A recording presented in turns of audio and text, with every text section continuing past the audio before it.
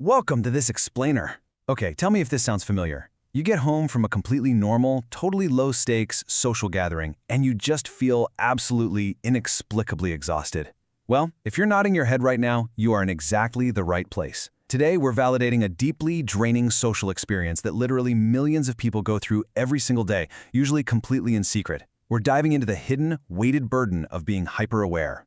So I want you to step into a little scenario with me for a second.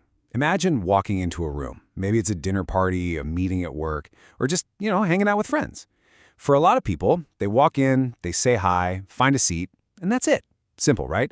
But for a very specific kind of person, the absolute second they cross that threshold, bam, they instantly feel the hidden emotional weight of the entire space. They are completely bombarded with data before they've even taken off their coat, which really begs a profound question. Do you notice too much? Okay, let's dive into this. What exactly is this data we're talking about? Well, hyper-aware folks catch these microscopic social cues that, honestly, the rest of the room misses entirely. They pick up on that slight, rigid tension in a smile that screams, "I don't actually want to be here." They notice when a laugh is just maybe a fraction of a second too late, signaling awkwardness instead of actual amusement. Or they catch that tiny, microscopic pause, just the little intake of breath right before someone says, "I'm fine." Now, I want to clear up a massive misconception right out of the gate. These people are not just being paranoid. Actually, scratch that. They aren't anxious for absolutely no reason at all. Instead, they're carrying this heavy, hidden mental weight of constant observation. So while everybody else has already taken the conversation at face value and mentally moved on, the hyper-aware person is quietly processing the whole room. They'll literally spend the next hour analyzing an interaction that took, maybe 5 seconds? It's a genuine, heavy burden to carry. Which brings us to Section 1, the science of sensitivity, and understanding the tuned-in nervous system. You see, psychology actually has a specific name for this exact experience. It's called sensory processing sensitivity. The psychologist Elaine Aron has studied this extensively, and what she found is honestly fascinating. This isn't some disorder. It's a trait where the brain literally processes information much more deeply than average. If you have this, you just don't see the surface of things. You can't. Your brain is automatically forced to go deeper. It's making more connections, noticing subtler details, and registering emotional signals from your environment totally automatically. It's not a choice. It's literally just how the hardware is wired. And this brilliantly illustrates something staggering from Aron's research. A massive 20% of the population has this trait to a significant degree. 20%. That means 1 in 5 people around you right now is operating with a nervous system fundamentally attuned to pick up way more of the world than the other 4 people in the room. Just think about that for a second. Moving right along to Section 2, let's look at thinking about thinking and this constant background process. So for the hyper-aware, they aren't just analyzing their friends and colleagues. Nope, they are relentlessly analyzing themselves. There's a word for this, metacognition. It literally means thinking about your own thinking. Hyper-aware folks will catch themselves mid-thought just to analyze why they even had that thought in the first place. They replay conversations obsessively. But, and this is key, not because they're inherently neurotic. They do it because their brain naturally seeks to resolve inconsistencies.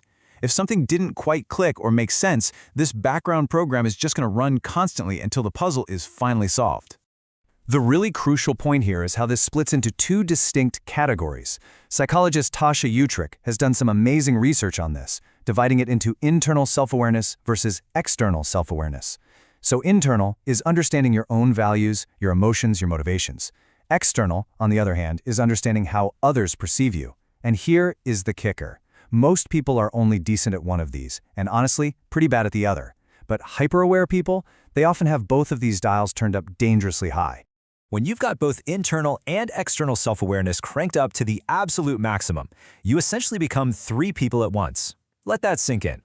You're living the actual experience in real time. You're simultaneously monitoring your own internal emotional reaction to that experience, and you're acting as an outside observer, trying to guess exactly how you appear to everyone else in the room. Living it, monitoring it, watching it, all happening concurrently every single second of a social interaction. Phew! You can easily see why this mental load is so incredibly chaotic and just deeply, deeply exhausting. All right, let's move to Section 3 and see how this builds in the anatomy of a joke, where a simple laugh turns into a complex analysis. Let's walk through this agonizing timeline together, shall we? For a quote-unquote normal person, you tell a joke to your friends, they laugh, or they don't, and you just move on. But for the hyper-aware, the cycle looks more like this. First few seconds, you tell the joke, but you're watching it land in real time. You're scanning every single face to calculate genuine laughs versus polite, forced chuckles. Minutes later, instead of, actually enjoying the moment, you're hit with a wave of embarrassment, questioning your own psychological dependence on their approval. And hours later, you're lying wide awake in bed, quietly reviewing the entire scene, wondering if that one person who laughed a little too quietly is actually secretly annoyed by your presence. The utter absurdity of it all really boils down to one simple truth. The joke is long over. But the analysis? Oh, the analysis is definitely not. It's kind of a funny way to look at it, but it beautifully captures the true exhaustion of the hyper-aware experience. The actual social event ended hours ago, but your brain? It's still working the night shift, logging serious overtime just to process every microscopic variable. This brings us to our fourth and final section, the observer effect, and how watching yourself actually changes the outcome. Now, the observer effect is a term you usually hear in physics, right? It's about how observing a particle fundamentally changes its behavior.